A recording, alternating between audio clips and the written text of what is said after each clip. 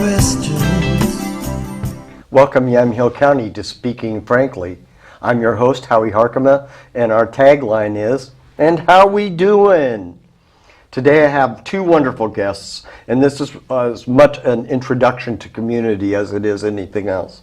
They're both from the McMinnville Salvation Army.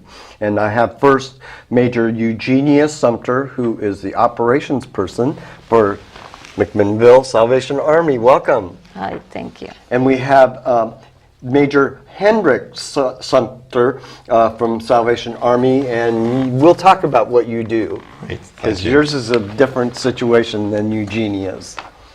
So, what is the local Salvation Army history, Eugenia? Well, we have been in Yamhill County since 1985. We started as a service extension, that is our social part with the community. And we were in what is today the Possibly Lamb Flourish store. There is where we were located. Years after, in 1990, we became a core, a church, and we were relocated in the west side of the 2nd Street, where we are right now. We have been in the community for about 33 years, helping the community in McMinnville. So at first it was more of an outreach service. Yes. And now you have your own physical location and you do a lot of different things there. Yes, we do. Very good. So is Salvation Army a 501c3 nonprofit? Yes, we are a nonprofit agency, and any donation that comes to our doors, the person receive a receipt, and that will be tax deductible. Very good. So you have an EIN number and all of that so we do. that people can write it off on their taxes. Yes. That's fantastic. Would you like to talk about your Salvation Army Advisory Board? Yes, we do. We have an advisory board group. They are members of the community. They are not advisory board group.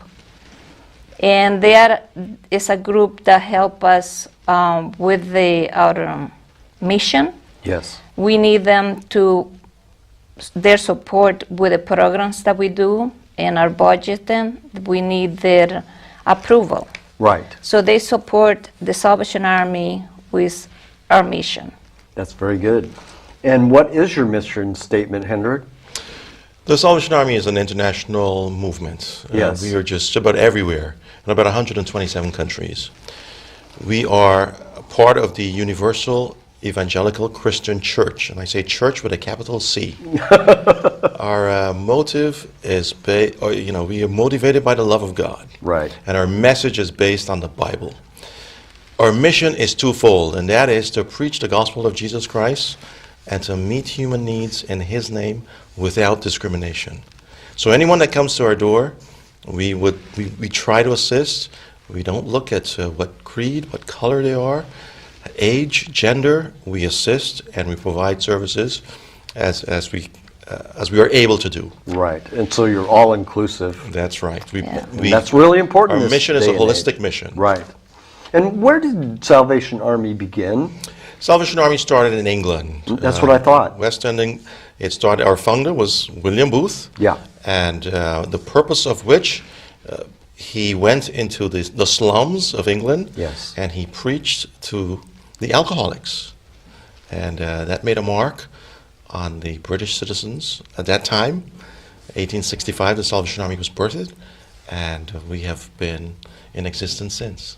You guys have to have helped billions of people over the years. I would say so. Yeah. I would say so. So would you like to tell our viewers about the McMinnville Salvation Army Food Pantry? Because you get a lot of guests that come down there. Yes, anyone is welcome, everyone who needs. Our doors are open. Our pantry is open to those who are in need of a food box. It's an emergency box that will help them for days. Yeah. And that box, will help them. And you're able to buy your food through YCAP. Yes, we do. They sell it to us in a cheaper price that we will be able to do through the supermarkets. So those food boxes help the community, or those who will, I am so nervous, It's okay. or those who are coming through our doors. Right. And as they come and they get the help that they need, you know, how I said, it's just for a few days, but anyone is welcome to come and get that food. We help with once a month. Yes. And And you keep people logged in a database so you know Yes. that month is up? And yes, we do that. During the week, they can come and help themselves with bread Yes. and desserts. We get those donations through the local supermarkets. And we have from White Cap, we get the products. Yes. Yes. So anyone is welcome to come at any time during the week and get those. So in the summertime, the produce must come through your door in, Yes. in tons. Yes, we do. We get it a lot, and as it comes, and the same way it goes. So beyond YCAP, you also need food donations from the community. Yes. So Food is always welcome, and monetary donations too. But one of the things that we need, that the people ask, is Pampers for little children and for adults. Yes. We don't have all those things for them, and of course, hygienic things that they can use as personal items. Right.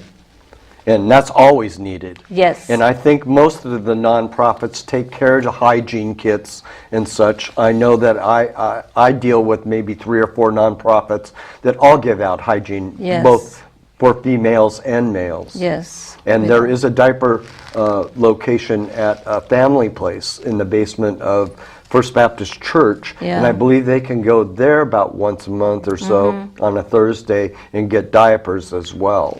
Yeah, we always, refer them to those locations when we don't have those items in our pantry. So this is a very collaborative effort on all of our parts as far as nonprofits to make things happen for our community members that are going through a trial time of need. Yes. So what types of non-perishable food items and donations do you need the most at your food pantry? How I said, the canned food, Yes. we use that a lot. We help them. And of course, the Pampers and for the adults and the children. Right. And any peas, green beans, all these things come into our pantry, and we give it to them. What about high protein items like tuna fish and peanut butter and peanut such? butter, yes. Yeah, We do need that too. Very good. So Salvation Army Food Pantry is open what days and times of the week? We are open from Tuesday to Thursday. So Tuesday, Wednesday, Thursday. Yes, we do from 1 to 4. Okay. Of course, we are in the building Mondays there, but it's just to do stats and all the things that we need to do and to process donations. And Yes. Fridays we do that too. But we are not open to the public. So you're not open on Monday or Friday to the public, No. but you're open Tuesday, Wednesday, Thursday From 4 to- 1 to 4. And volunteers can come in and help sort items Yes. prior to 1 o'clock or Yes. after 4 o'clock. Yes, yes. And I'm sure you need volunteers. Yes, we do. We can't do our work without our volunteers. We love them because I always said behind the big Salvation Army is the big volunteers helping us to help the community. That's right. We need them, to help us to sort food. We need them to help us to bring the things down from the truck and sort them into the Different categories. yes, and then to make the food boxes. Yes, of course. And to greet the clients as they come in. We use them as, answering the phones. Right. Or even taking a vacuum cleaner. So for anything, Or we need running a the garbage volunteer. outside, or Yes. cleaning up an area, or Yes. all kinds of things. How We'll I talk s- about some of the opportunities here in Yeah. a minute. So could you describe the different programs that Salvation Army has here locally? Well, we have the food pantries, Right. of course, that is open those 3 days in the week. We have the veteran service that we help the veterans in whatever we are able to do so. We have the electric energy Assistance? assistant Right? that we help. That is during the winter times, and those are done by appointments. Right. So, but the food pantry is open without appointment, and we have, of course, we have women's programs and ministry with men. We have our team chef programs Right. that we do once a month. Where you're teaching kids We- how to cook. Yes, we teach teens how to cook and how to be in a kitchen. So, And then you have the youth program as well. yes, we have Girls and Boy Scouts program. On the energy assistance, it's Mac Water and Light, but PGE once in a while. Yes, Yes, we do. very good. If we have the funds for it, we will help the person. Andrew, could you please bring up the banner for the phone number to the office, please? That'd be awesome. And then maybe afterward, the website and such. So you have some upcoming events. I know that for a fact. And Yes. would you like to talk about your next upcoming event? Yes, we have our big event in the community is our Easter egg hunt. That will be on this Saturday before Easter. Right, the day before, right. Yes, so we will be having it right there in our location. Well, you in have 3 Second. acres to do it. Yes, we tends to go with that big land, so we use that in that time. So we are preparing for that. Of course, we need some donation for it. We need volunteers because we will need a lot of crowd control, and to prepare the eggs, plastic eggs we need, and candies Yes. and prizes. To Yeah, give talk to about the prizes. What do you need? Well, we need for teenagers and children because we do games that will bring and involve the children and the teenagers and the adults too. So whatever is good for an adult, like kitchen things, we will be able to use it for them. Teenagers like what? Probably seems to hear music. Yeah. And, Headphones, earbuds. Headphones, Yeah. yes. So, and for the kids, little kids, they like any toy that they can get. So, all these are important to get the event done. So you have a wonderful, wonderful accent. Would you like to talk about your background and where you're from? Well, I was born in Colombia and I was raised in Venezuela. So many times I said I am from Venezuela. I speak Spanish. Spanish is my first language. Así que me gusta estar aquí en McMinnville y estoy muy contenta de estar sirviendo en esta comunidad a través del Ejército de Salvación. I'm happy to be here and I'm happy to serve the community and through the English part on my side. I know the Salvation Army since I was 18 years old. Wow. In Venezuela. Later on, I met my husband, and of course, we get into moving here through the years and many places that we have been. But later on in 1987, we became officers in the Salvation Army. 97. 97 is a calling that the Lord called us to serve Him full time. It's not easy, but through the love of God that He put in us, we are able to serve Him with love. And to that's the what it's all community. about. Yes, that is all about, So, Hendrik, I'm going to ask you the same question. What is your background? Fortunately enough, a little different for me. I was blessed to have parents as Salvation Army officers. Awesome. They were officers in South America, and they worked in the Caribbean. And at the time I was born, they were stationed in Guyana, formerly known as Dutch Guyana. Yes. Sorry, British Guyana, formerly known as British Guyana. So growing up in the Salvation Army, that was all I knew. Sure. And later on vacation, I met my wife, I visited the Salvation Army there after high school. Saw this beautiful girl. And, Yes. I've always told people at that time, 18 years old, I didn't quite have enough money to buy me a souvenir. So the only thing I can find was her. And Well, quite a souvenir you've got there. quite, and Yeah. she has been a precious gem at my side. I am that was my background. Yes. So and that's how I became very much involved in the Salvation Army, born and raised in it. That's fantastic. Yeah. Yeah. Well, you've been serving God your whole life. Amen. Yes. So that's what it's all about. So who handles what duties at this local Salvation Army? What do you do there? I am the ministry officer Okay. in the county. I oversees the social service part and the church part, Yes. making sure we meet the needs in the community and make sure that we keep growing in our church part.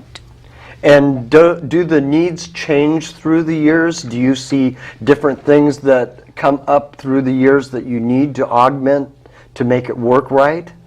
Yes, we in the first year we try to see how I said we are new. Yes. So we always try to see how it goes, and probably in the second year I make little changes Yes. according to the need that it needs to be done.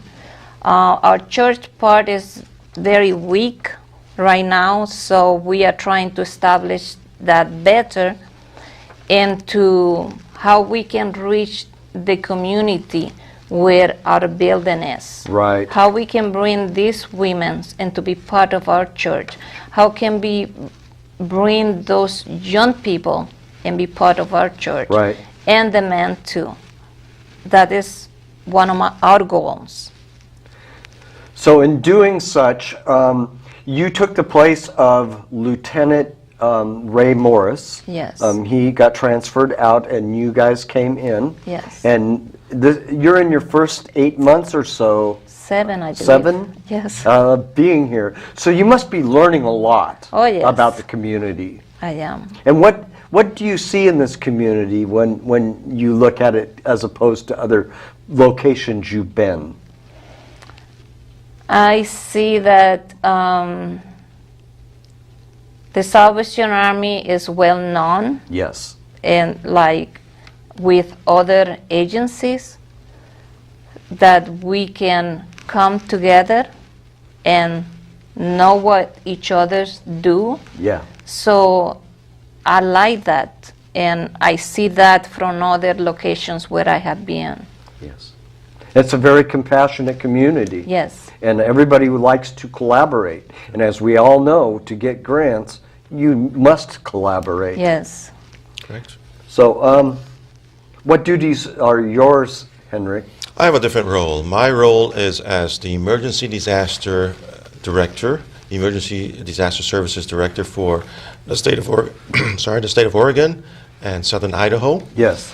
And I also oversee, I'm the director of the service extensions. So we have 73 service extensions across the state of Oregon and Southern Idaho, and I make sure that services are provided to the community in those 73 locations. And those aren't cores, those are different locations. Correct. We prefer, or we refer to them as service extensions. The word says it all. It's an extension of the services being offered at a brick and mortar building that we Sure. don't normally have in areas that are remote. Very good. So do you interface with Yamhill County emergency management systems or? At this point, not. What happens is, in the case of emergencies, the Salvation Army is there so that when responders or when city officials call on the Salvation Army, we can provide relief to individuals that maybe have suffered or survivors of an emergency or disaster. Right. And the Salvation Army is there to help. You're like a second tier backup system. We are. And that's great because we have Red Cross doing the same type of thing. Correct. And in an emergency, we would need everybody Correct. to work Yeah. together.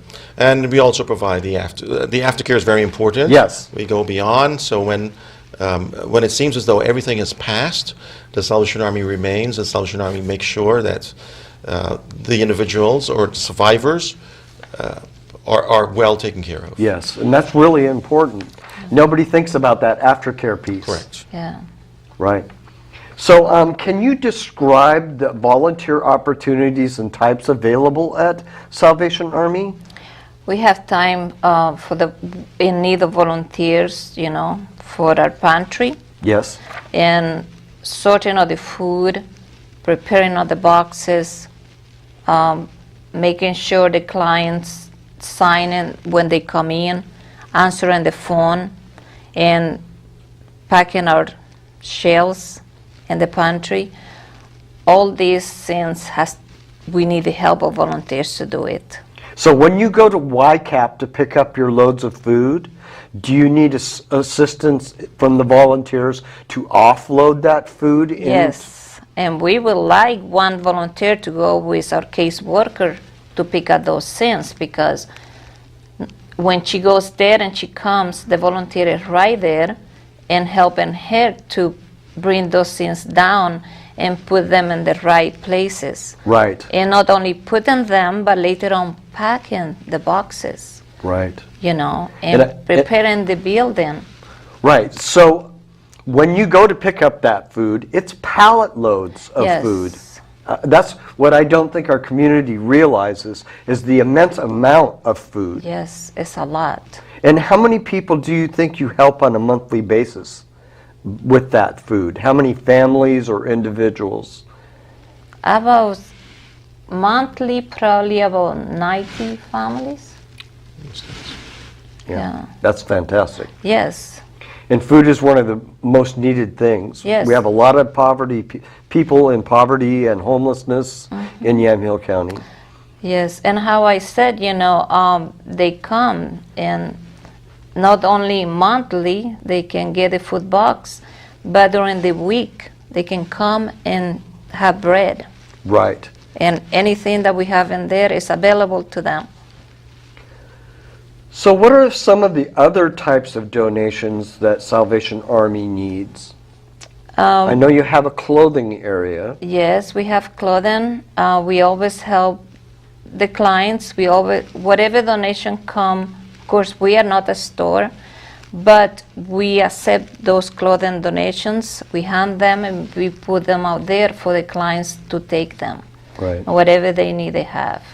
And we have a wish list. And we had the wish list, yes. That we had 2 items in the wish list. One of the, we would like to have 2 new stoves. Yes. And To- explain why. To help us to with our teen chef program that we have, because right now we have ovens, but those ovens doesn't have top stove. Doesn't have a range top to it. Yes, so we need that so we will be able to do it better with the kids. We have about 10, 12 at one time. Right. And I think it will be easier and they will learn better if they Right. do it in that kind of stuff. But you have a little portable cooktops. Yes, we do, and we use them, and they help us, they have been given to us, but I would like to see. So if somebody has some stoves that they would like to donate to Salvation Army, they would be able to utilize them quickly and efficiently. Yes. Yes. And you have 220 behind those 2 ovens that you could hook up to, Yes, Hendrik? it's a 220 volts. Yeah. Very, very good. But you also need cash donations. Yes. Because there's a lot of items that you have to purchase throughout the year. Yes, we do. Any in-kind donations are welcome. Monetary donations are welcome, because with that we try to fund any program that is in need of it. So we only have about 5 minutes left. So I'm going to jump one of the questions here, then go down to how are you funded? Because most people will be amazed by this. Sure. So how are you funded? The Salvation Army is funded mostly by private and corporate donations. Yes. 37% of our budget, which is just shy of $500,000, Yep. is funded by those donations. Right. We have our Christmas kettles. Everyone is familiar with the Salvation Army red kettles, and that is 13%. Now, unlike what people think that all the Salvation Army money collected during the Christmas season that we use at Christmas, we have to make sure that some of that money is being held back and it goes throughout the year. Right. It amortizes over into the following year. Correct. And we also have, another 37% actually is gift in kind. Right. And we do have a percentage, around 18% that is trust and endowment driven. Sure. So, and the rest is program service fees. We have a rummage sale that is coming up, and we have yet a date to be set for that rummage sale, but that also helps with sending kids to camp. Yeah. Right. We send a number of kids to camp, and they help with the rummage sale, and it goes for a good cause, a camping experience. So communities actually fund most of what happens at all Salvation Armies. Yes. Correct. And so the community is probably your largest asset. It is. Yeah. And so you need the community to know that without them, you could not do this. Yes. That is right. And that's really important for people to know. I know that you do a Thanksgiving meal every year. Yeah. And so how did that go this last year? It went wonderful. It's my first time here doing that, but together with the St. James Catholic Church and the Rescue Mission, the three of us, we worked together and put in that Thanksgiving dinner. Of course, with our volunteers involved in it. Of course. But it was wonderful to see how we can come together as a community and provide a meal to those who maybe they don't have a meal on Thanksgiving, or they don't want to cook on that day. They are able to come, and it was wonderful. And how many people did you feed that day? We've served 228 dinners. 228 dinners. Yes, At St. James Church. yes. Fantastic. And I'm looking forward to do it this year again. So during the bell ringer time, you have non-voluntary positions that you actually hire for. Yes, we had 21 bell ringers. We have 15 locations, and our locations are located in Newburgh, McMinnville, and of course one in Willamina. Yes. And we use 21 bell ringers to work those locations, and that is on top of service organizations that also help us ring the bell, and individual bell ringers. Awesome. So I'm going to jump to the last question because we only have a minute and a half left. So what have you both learned from doing this important community work, you, Henrik, for your entire life? So how do you feel about that? I tell you what, right off the top, I can say that everywhere we've went, everywhere that we've worked, because our service took us to Rancho Palos Verdes, we were in New Mexico, we were in Trenton, New Jersey, we were in North Las Vegas, Sacramento, a number of places that we've worked. And we've noticed, at least I've noticed, that everywhere we go, there's always a need, and there's always a holistic need that can be met. It's a physical need, it's also a spiritual need, and that need, I'm just overwhelmed and happy and excited that I can be a part of meeting that need. Absolutely. Eugenia? I love to see how I mentioned to you the different agency, non-profit agency coming together and meeting the needs of the community. I love that. That's fantastic. And the nice thing about us all coming together, we can see what's missing from that, and we're not duplicating services. Yes. And that's fantastic. I'm sorry that the time went so fast. Thank you, Eugenia. Thank you for having Hendrik. us. Thanks very much for It having was us. great to have you with us. We'll have you back on in a year or so Okay. you can update us and Yeah. let us know what's happening in your part of the community. Yes. And thank you very much for watching today. And we really appreciate you watching us on YouTube and Facebook as well. Thank you.